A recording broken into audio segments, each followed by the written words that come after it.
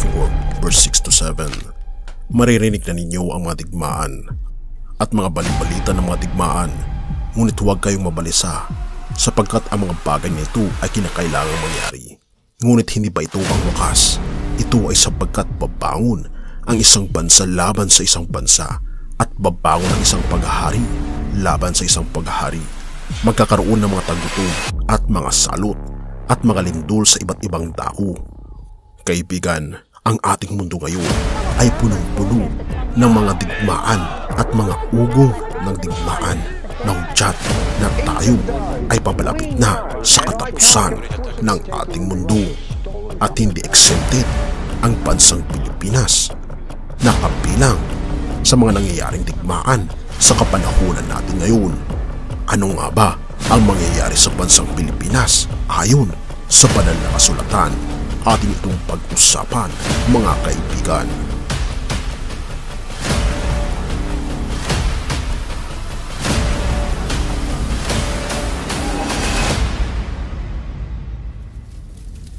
Ukraine versus Russia, Armenia versus Azerbaijan, civil war sa Iran, Yemen at Ethiopia, civil war sa Democratic Republic ng Congo at ang Great Lakes, mga hidwaan sa Pakistan, ang nagpapadyang gera ng Taiwan versus China, Russia versus US, US versus China, China versus Philippines. Ito ang mga nagpapadya na mga digmaan na kailangan nating tignan ngayong 2023. Makikita natin, mga kaibigan, na libu-libong mga tao na ang namatay ngayong 2023 dahil sa mga conflict sa iba't ibang bansa, mapa-civil war man ito o gera mismo laban sa isang bansa. At hindi nga exempted ang bansang Pilipinas sa nagpapadya, naggera, at ang pinakamalapit at pinakaposible naggegera sa atin ay walang iba kundi ang bansang China, dahil na rin sa pinag-aagawan na teritoryo ng West Philippine Sea. Ating nasusubaybayan ang mga nangyayari sa West Philippine Sea na talaga namang umiigting ang alitan ng China at Pilipinas. Pero ang nangyari, kabayan, ay hindi kami nakalapit sa Ayungin Shoal. Papunta pa lang kami doon ay may lumapit na puting barko ng China Coast Guard at dumidiretso, nakikita namin sa lente na papunta sa direksyon namin yung barko. Na kahit na nagkakaroon ng bilateral meetings, nagkakaroon ng mga peace talks at napakaraming pag-uusap, mga kaibigan, ay lalo namang tumitindi ang pagitan ng China laban sa Pilipinas. At dahil ang China ay ibinasura na ang US dollars at sumapi na sa Saudi Arabia, makikita natin ang United States na talaga namang galit na galit, dahil nung una pa man, mga kaibigan, ay galit na ang United States sa bansang China dahil ito sa pag-hold ng mga langis ng Europa at United States na nagpataas ng presyo ng petrolyo hindi lamang sa United States kundi sa ating bansa. At ngayon ay itinatapon ng China ang dolyar at pinapalitan ito ng mas tangible na resources na katulad ng langis. Ngunit kung ating makikita, ito ay nagbibigay daan ngayon sa isang matinding conflict between United States at China. At dahil ang Pilipinas ay matindi rin ang galit sa China, ay makikita natin ang mga sunod-sunod ng mga drills ng militar dito sa ating bansa na kasama ang United States of America. Kung ating mapapansin, nito lamang, mga kaibigan, ayon sa mga ulat ay nagkaroon ng pinakamalaking joint drills sa South China Sea. Kabilang sa drill na ito ay ang pinagsanib puwersa ng mga militar ng United States of America at ang Pilipinas. Ika pa dito, mga kaibigan, more than 17,000 troops are involved in the balikatan drills which follow days of military exercise around Taiwan by China.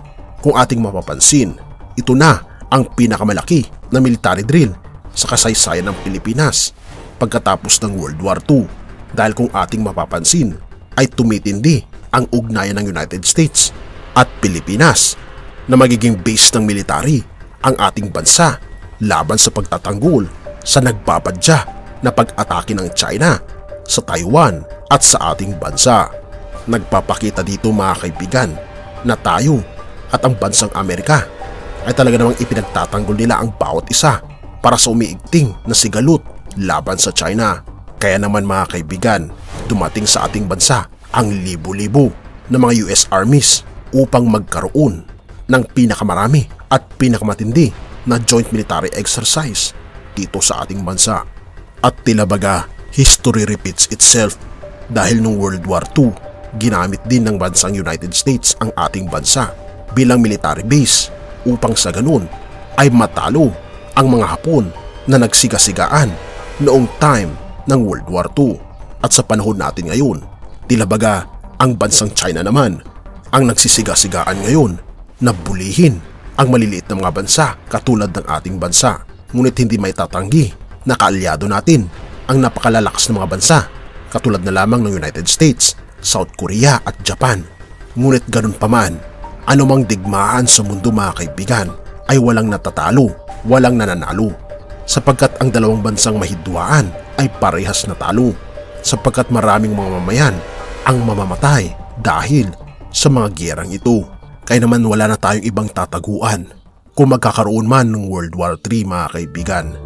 Ngunit ang ating sandigan lamang ay walang iba kundi ang ating Panginoong Diyos, ang ating Panginoong Hesus lamang. Siya ang ating sandigan.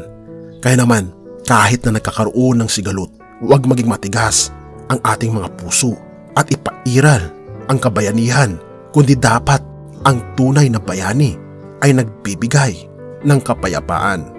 Binabanggit sa Mateo 5 verse 9, mapalad ang mga gumagawa ng paraan para sa kapayapaan, sapagkat sila ituturing ng mga anak ng Diyos.